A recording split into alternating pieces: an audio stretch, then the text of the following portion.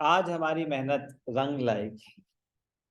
Fifth class में जाके मतलब पहला क्वेश्चन कर रहे होंगे हम डिसोल्यूशन का। जो उन्होंने एंट्रीज करी, बट आप समझो कि बेस कितनी ज्यादा स्ट्रांग बनाने की कोशिश करी गई थी कि क्वेश्चन स्टार्ट करने से पहले आपके सारे फंडे क्लियर है, तो फिर ना एप्लीकेशन में मजा आता है। तो ध्यान से देखेंगे, क्वेश्चन तो पूरा मैं ही करूंगा, बट 99% चीजें हम ऑलरेडी सुन चुके होंगे। कुछ चीजें तो ऐड होंगी ही होंगी, वही तो मजेदार बात है, कुछ तो ऐड होगा ही होगा, बट 99% चीजें कर चुके हैं।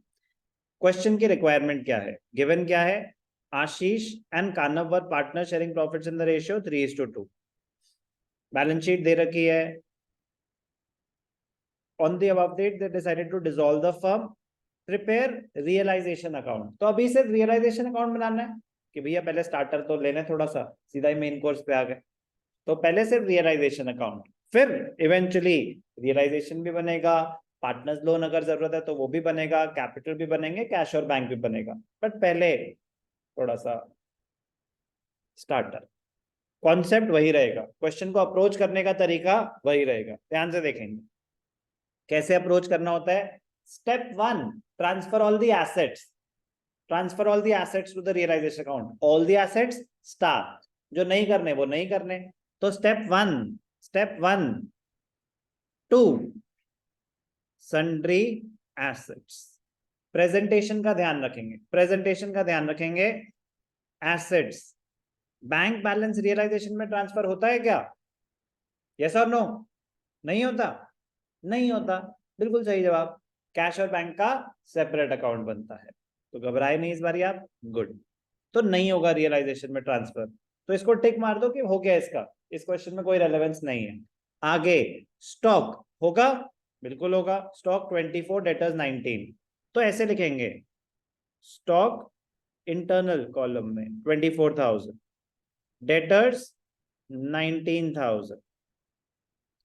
तो स्टॉक दिखा दिया, डेटर्स दिखा दिया। Furniture 40, plant 210।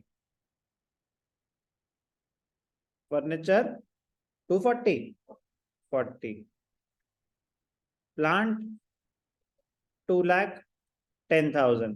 सर हम एक एक करके बाहर नहीं दिखा सकते, डायरेक्टली दिखा सकते हो, ये बेटर प्रेजेंटेशन है, ये बेटर प्रेजेंटेशन है। इन्वेस्टमेंट्स ट्रांसफर होंगे क्या रियलाइजेशन अकाउंट में? यस, नॉर्मल एसेट की तरह ट्रीट होंगी। 32,000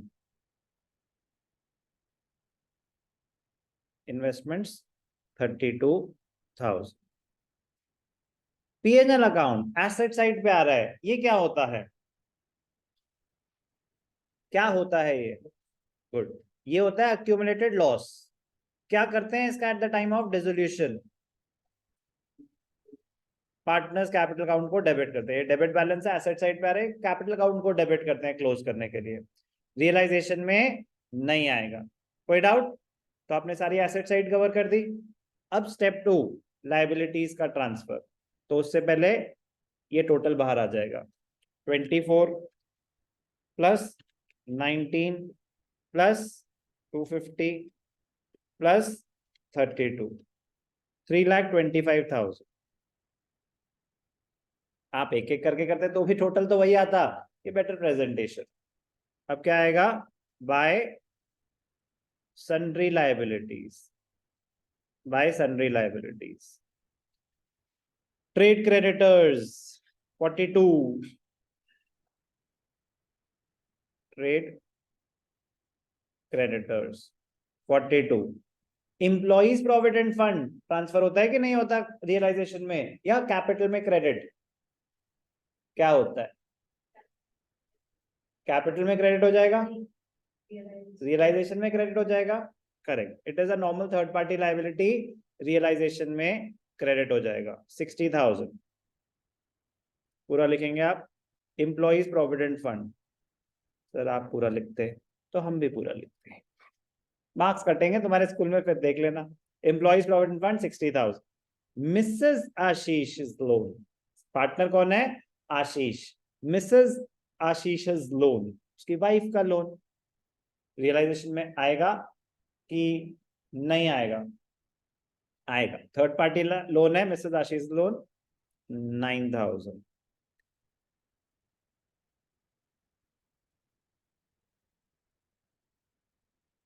कानव, कानव दूसरा पार्टनर रियलाइजेशन में आएगा कि नहीं आएगा?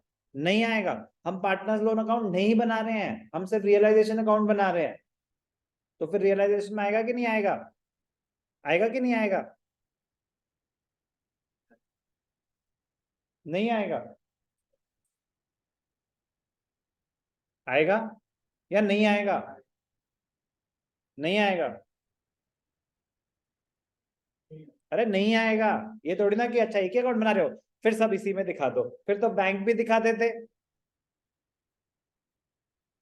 लोन अकाउंट रियलाइजेशन में नहीं आएगा। ओके सर, आपने ऐसा धोखा दिया, मेरा काम धोखा देना। ध्यान से देखेंगे, पार्टनर्स लोन नहीं आएगा। Be careful. Workman compensation fund, sir ये तो आपने हमें कराया नहीं, आपने तो हमें वर्कमैन कॉम्पेंसेशन रिजर्व कराया है। सेम, फंड और रिजर्व सेम। तो सर फिर तो हमें आगे क्वेश्चन पढ़ना पड़ेगा, पहले पहले क्वेश्चन पर करना, रीड करना पड़ेगा। रियलाइजेशन में अभी एकदम से नहीं दिखा सकते कुछ भी। आशीष अग्रीड, यहाँ पे furniture, Mrs Ashish, debtors, plant, Kanav, stock, remaining stock, trade creditors, investment, फिर कानव, रेम्यूनरेशन, रियलाइजेशन एक्सपेंसेस। कुछ मेंशन नहीं है वर्कमैन कॉम्पेंसेशन के बारे में पूरे क्वेश्चन में। तो बताओ बेटा क्या ट्रीटमेंट होगी? Mister Malhotra, throw some light. आएगा कितना? डिस्ट्रीब्यूट हो जाएगा या रियलाइजेशन में आएगा? डिस्ट्रीब्यूट तो होगा ही होगा। तो रियलाइजेशन में आएगा कि नहीं आएगा? तो बस वो वाला पार्ट भूल गया। नहीं आएगा रियलाइजेशन में, नालायक। रियलाइजेशन में तब आता अगर कोई लाइबिलिटी होती, यहाँ तो लाइबिलिटीज ट्रांसफर कर रहे हैं ना, कोई क्लेम नहीं है, तो it is a free reserve, वो कैपिटल अकाउंट में आएगा, और कैपिटल अकाउंट हमें बनाना नहीं, तो इस क्वेश्चन में हमारे लिए नहीं आएगा, नहीं आएगा, नहीं आएगा, नहीं आएगा। कोई डाउट?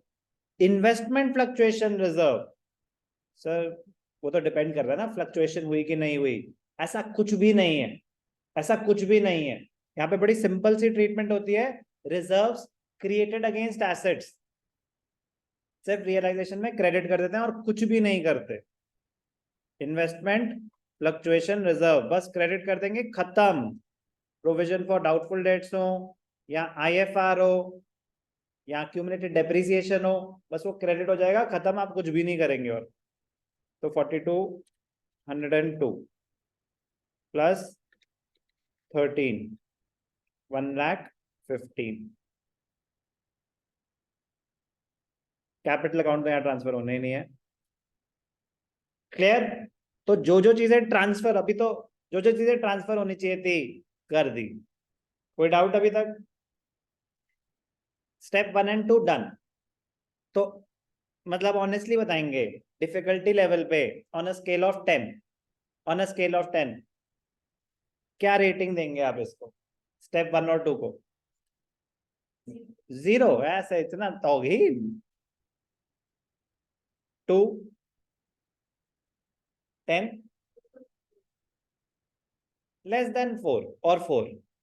मतलब रूल्स तो पता ही होना चाहिए ना, 0 तो नहीं है बेटा, रूल्स तो पता होना चाहिए कि कौन सी चीज कहां जाएगी।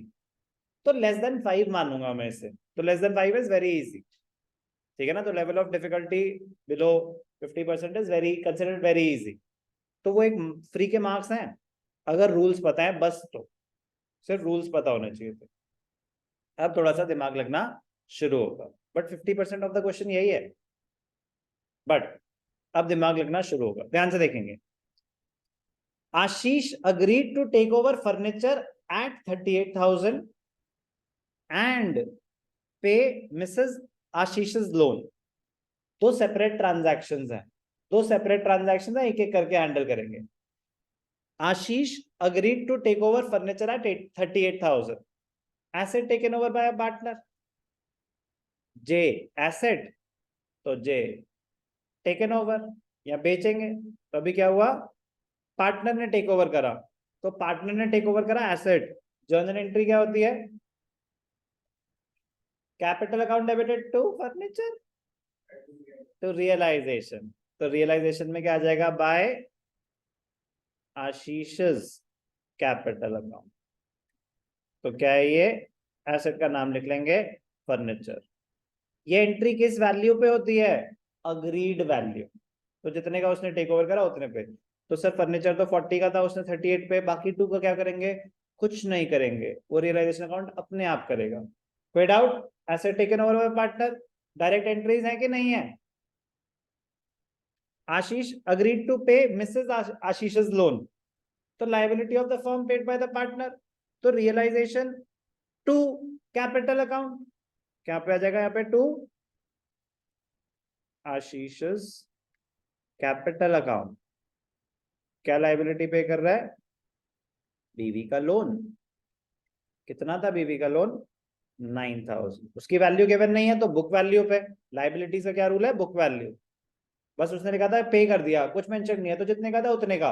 एसेट उन्होंने बताया किस वैल्यू पे टेक ओवर करा। कोई डाउट। डेटर्स रियलाइज्ड, ये बेटर रहता है कि आप एक एक करके करते जाएं, जैसे जैसे वो बताएं वैसे वैसे एंट्री पास करते जाएं। डेटर्स रियलाइज्ड 18,500, मतलब बेचा हमने, मतलब पैसे आए उनके अगेंस्ट। एंड प्लांट रियलाइज 10% मोर, एक एक करके बात करते हैं। पैसे आए हैं तो जर्नल एंट्री क्या होगी, बाय, बैलेंस शीट में क्या है, बैंक, तो बाय बैंक। डेटर्स रियलाइज्ड 18,500, तो जितने आए उतने दिखा दिए। और दूसरी बात क्या कर रहा है, plant, plant realised 10% more than the book value.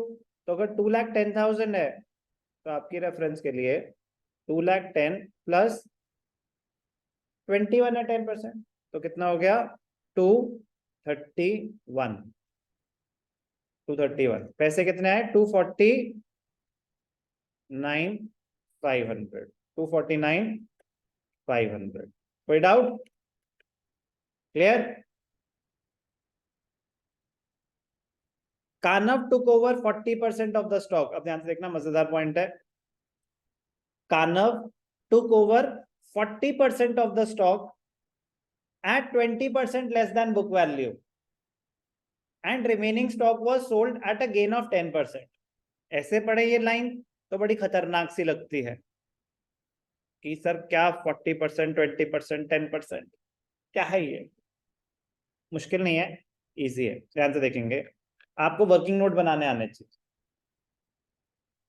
तो working note number 1 related to transaction C, stock की बात हो रही है तो पहले स्टॉक की वैल्यू लिख दें। स्टॉक है कितने का, 24,000। कानव अग्री नहीं, कानव, हाँ, Kanav took over 40% of the stock. तो पहले तो स्टॉक कितने का है, आप इसको स्प्लिट कर दें, 40% और रिमेनिंग 60% में। तो 24,000 का 40%, 9,600, बाकी कितना बचा, 14,400। अभी तो सिर्फ working. Kanav took over 40% of the stock, 40% of the stock at 20% less than the book value. तो आपने 40% की बुक वैल्यू निकाली, लेस 20% डिस्काउंट पे लेके गया, तो 9,600 का 20% डिस्काउंट 1920। तो कितने पे उसने टेक ओवर करा, 7680। Asset taken over by partner, agreed value पे आएगा। तो उसने 40% ऑफ द स्टॉक लिया है, तो पहले 40% ऑफ द स्टॉक की वैल्यू निकालो। वो स्टॉक 20% डिस्काउंट पे लिया है, तो वो 7680 पे लिया। तो asset taken over by partner, तो बाय कानव्स कैपिटल अकाउंट, क्या लिया, स्टॉक, 40% स्टॉक, वर्किंग नोट कितने का? 7680। रिमेनिंग स्टॉक के बारे में वो क्या बोल रहे हैं? Remaining stock was sold at a profit of 10%, तो प्लस 1440, तो कितने का बेचा? 15840। इसकी एंट्री क्या हो जाएगी? By bank account. क्या है ये? 60% स्टॉक वर्किंग में। कितना आया? 15840। समझ आई बात? कोई भी डाउट? क्या कोई नया कॉन्सेप्ट बताया मैंने आपको? तो एप्लीकेशन ऑफ माइंड है। एंट्री वही यूज हो रही है। Asset taken over by partner, asset realised cash. आगे बढ़ेंगे। Trade creditors took over investments and full settlement. Assets taken over by creditors, creditors gone, investment gone. Creditors थे 42,000 के, investment थी 32,000 की। Trade creditors took over investment in full settlement. क्या इसमें कोई इनकी आपस में कैश ट्रांजैक्शन हुई? नहीं। एंट्री क्या होगी? No entry. तो समझ आया ना कि कॉन्सेप्ट कैसे, कितने सारे कॉन्सेप्ट यूज हो रहे हैं कि क्वेश्चन में। और ये बड़ा नॉर्मल सा क्वेश्चन है। बट ये सोचो कि जब तक सारी बातें ना पता हो, सारी बातें ना पता हो, आप ये क्वेश्चन शुरू भी कर सकते थे, मतलब ही नहीं। तो इसलिए बार बार बताता हूँ कि तरीका होता है किसी भी कॉन्सेप्ट को हैंडल करने का ना, एक तरीका होता है, वो फॉलो कर लो तो फिर वो मुश्किल नहीं होता। आप रूट ही गलत ले रहे हो कहीं पहुंचने का, वहां दिक्कत आ जाती है। तो ये रूट था डिसोल्यूशन पे पहुंचने का। रूट खत्म हो चुके हैं, हम डेस्टिनेशन पे आ चुके हैं। अब सिर्फ और सिर्फ प्लेसमेंट्स है। चाहे मैं कैपिटल अकाउंट में बना रहा हूँ, उससे कोई फर्क नहीं पड़ने वाला। मेन है understanding the transaction and its treatment. No entry. समझ आया ना नो एंट्री क्यों? बट सर क्रेडिटर्स तो 42 के थे, इन्वेस्टमेंट तो 32 की थी, हमारा 10,000 का लॉस हुआ, तो 42 आप डेबिट कर चुके हो, 42 आप क्रेडिट कर चुके हो, 32 आप डेबिट कर चुके हो। तो क्रेडिटर्स 42 के 32 पे सेटल हो गए, 10,000 का आपका फायदा हुआ ना। तो रियलाइजेशन में एक्सेस क्रेडिट ऑलरेडी आ चुका है, आपको कुछ भी नहीं करना है। अगर कैश मूवमेंट होती कोई तो करते, नहीं है कोई कैश मूवमेंट। कानव रियलाइजेशन एक्सपेंसेस बस मिस हो रहे थे, वो भी हार गए। चलो रुको, हमने सब कुछ कवर कर लिया एक क्वेश्चन में उन्होंने, वाह मजेदार। Kanav agreed to take over responsibility of completing the dissolution work at an agreed remuneration of 12,000। तो रेम्यूनरेशन तो एंट्री आएगी ही आएगी। मैं कह रहा हूं आगे कुछ भी उनका फैसला हुआ हो, रेम्यूनरेशन डिसाइड हो गई ना, तो रेम्यूनरेशन तो फर्म का खर्चा है ही है। तो टू कानव्स कैपिटल अकाउंट। तो जैसे ही रेम्यूनरेशन और कमीशन आ गई ना, ये तो खर्चा है ही है। अब वो बेयर करे या ना करे वो बाद की बात है। ये खर्चा तो फर्म का हो गया, 12,000 तो खर्चा हो गया। अब and he agreed to bear the realisation expenses, तो अब इसको बेयर करने हैं। फिर हमें देखना होगा कि पे किसने करे। Actual expenses of realisation amounted to 8,000। अगर कुछ मेंशन नहीं है तो किसने पे करे होंगे? फर्म ने। यस और नो?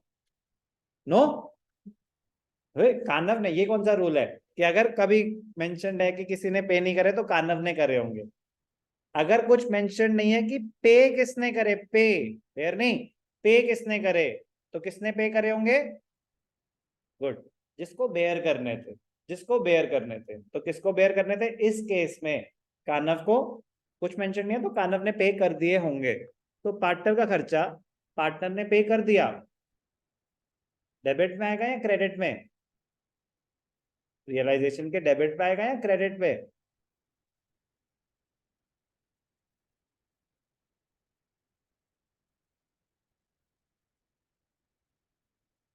No entry. इसकी क्या होगी? 8,000 की नो एंट्री। पार्टनर को बेयर करने चाहिए थे, पार्टनर ने पे कर दिए, तो इस पोर्शन की नो एंट्री। तो गलती करने का ना स्कोप बहुत होते हैं इन क्वेश्चंस में, क्योंकि सारे डिफरेंट डिफरेंट रूल्स है ना। रियलाइजेशन का अपना रूल है, वर्कमैन कॉम्पेंसेशन का अपना रूल है, आईएफआर का अपना रूल है, रूल्स तो है, बट यही तो मजेदार बात है। तो चलो ये हमने इनकी तो कर ली सारी। जब इनकी बातें सारी सुन ली तो क्या करना चाहिए? When the question is silent, मतलब एक एक करके आपको आइटम्स चेक करने चाहिए। ध्यान से देखना कैसे। क्रेडिटर्स, क्रेडिटर एक एक करके लाइबिलिटी चेक कर रहे हैं कि लाइबिलिटी पे ऑफ हो गई कि नहीं हो गई। क्रेडिटर्स हो गए पे ऑफ, इन्वेस्टमेंट ले गए थे ना। ईपीएफ के बारे में कुछ भी आया? नहीं आया। तो अगर किसी लाइबिलिटी के बारे में कुछ मेंशन नहीं है, ये वाला रूल रह गया था ना उनका यूज करना, तो ये वाला भी ले लिया उन्होंने। If nothing is mention about payment of a liability, तो क्या होगा? It will be paid at book value. It will be paid at book value. Employees provident fund, employees provident fund कितना? 60,000, सॉरी। तो creditors done, EPF done, Ashish का loan, आशीष की बीवी का loan आशीष ने दे दिया। आईएफआर का कुछ नहीं करते, बस रियलाइजेशन में क्रेडिट कर दिया, खत्म। It is not a liability, हमने किसी के पैसे नहीं देने, खत्म हो गया, उसका कुछ नहीं करते। But sir rule, book value, अरे वो लाइबिलिटीज के लिए, ये लाइबिलिटी है ही नहीं सर। लाइबिलिटीज के लिए ट्रीटमेंट वो है, रिजर्व्स क्रिएटेड अगेंस्ट एसेट, कुछ नहीं, कोई पेमेंट नहीं है। एसेट्स, स्टॉक का हो गया फैसला। एसेट्स में क्या रूल होता है? Tangible assets realise book value, intangible assets realise nil value if nothing is specified. Stock done, debtors done, done ना, हाँ डन। फर्नीचर आशीष ले गया, प्लांट बेच दिया, इन्वेस्टमेंट क्रेडिटर्स ले गए, सब कुछ हो गया। अब क्लोज करेंगे, तो आपको इन सब चीजों का ध्यान रखना है। ये सारे स्टेप्स थे, ये सारे स्टेप्स थे। सारे स्टेप करे बिना हम क्वेश्चन शुरू ही नहीं कर सकते थे। बट मतलब बहुत मजा आता है डिसोल्यूशन करने में ना, क्योंकि वही कर सकता है जिसके सारे स्टेप्स उसके साथ हैं। मतलब आपको दिमाग में स्टेप्स और कॉन्सेप्ट्स लेके चलना पड़ता है। धीरे धीरे करते करते और स्ट्रांग होते जाएंगे। बट मैं कह रहा हूँ स्टार्ट ही मत करना जब तक आपके सारे स्टेप्स क्लियर ना हो। बट मैंने काफी सफिशिएंट टाइम दिया था आपको, स्टेप बड़ी आराम आराम से डिटेल में हमने स्टेप्स कवर करे। जर्नल एंट्रीज इसलिए मैंने जानबूझ के पूरी क्लास जर्नल एंट्रीज कराई, क्योंकि वो सारे रिवाइज ही तो हो रहे थे, एप्लीकेशन ऑफ रूल्स। अदरवाइज मैं क्वेश्चन पे जा सकता था, मैं नहीं गया, कि वो एक अपॉर्चुनिटी थी स्टेप्स को दोबारा अंडरस्टैंड करने की, रूल्स को दोबारा अंडरस्टैंड करने की। क्लोज करेंगे, क्लोज कैसे करते हैं? हम कंपेयर करते हैं डेबिट ज्यादा है या क्रेडिट्स। वर्किंग नोट में कैलकुलेट करके ही आपको पता चलेगा। तो वर्किंग नोट में हम कैलकुलेट कर लेते हैं, क्रेडिट्स का टोटल कर लेते हैं 1,15,000 प्लस, पहले कोई भी टोटल लिखना नहीं चाहिए, क्योंकि लॉस होने के चांसेस भी उतने होंगे जितने गेन होने के, तो वो ऐसा कुछ नहीं है।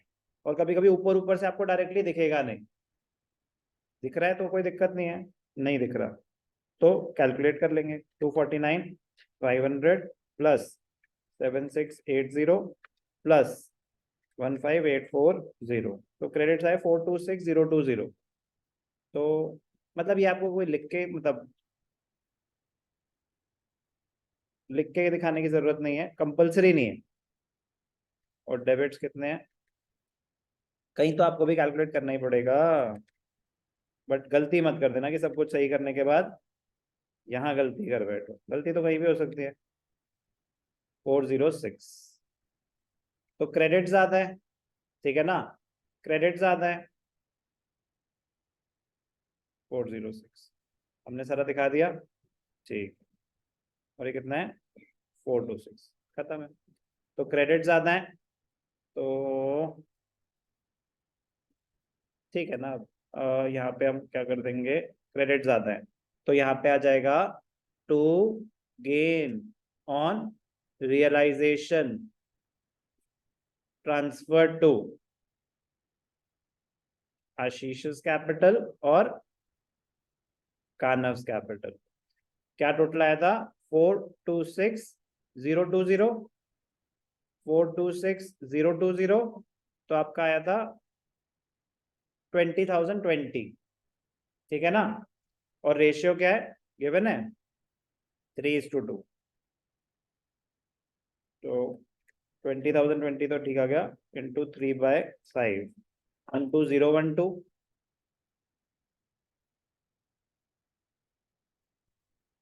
8,000